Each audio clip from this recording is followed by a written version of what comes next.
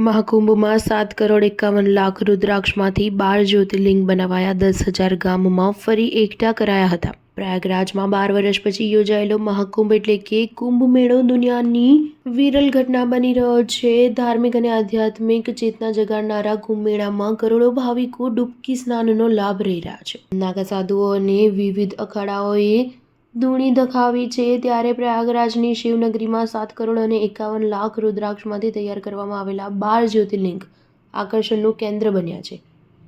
મહાકુંભમાં સેક્ટર 6માં નિર્મિત પ્રત્યેક જ્યોતિર્લિંગ 11 ફૂટ ઊંચું, 9 ફૂટ પહોળું અને 7 ફૂટ મોટું છે. 7,51,00,000 રુદ્રાક્ષની મણીઓની માળા 10,000 ગામોમાં પગપાળા કરીને દાનમાંથી મેળવવામાં આવી છે, જેમાં 1 મુખીથી માંડીને 26 મુખી સુધીના રુદ્રાક્ષનો સમાવેશ થાય છે.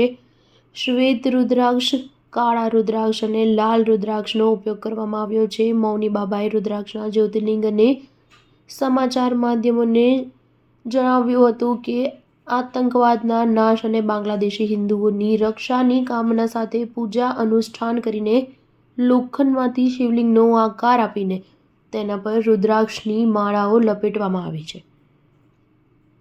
ખૂબ વર્ષો પહેલાં રુદ્રાક્ષમાંથી જ્યોતિર્લિંગની સ્થાપનાનો સંકલ્પ કરવામાં આવ્યો હતો.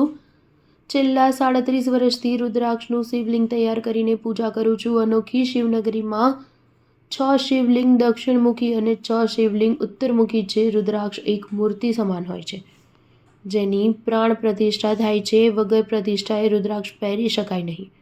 ત્યાર પછી જ રુદ્રાક્ષ મનોકામના પૂર્ણ કરે છે. સ્ટાર ન્યૂઝ 7 હંમેશા સચ્ચાઈની સાથે.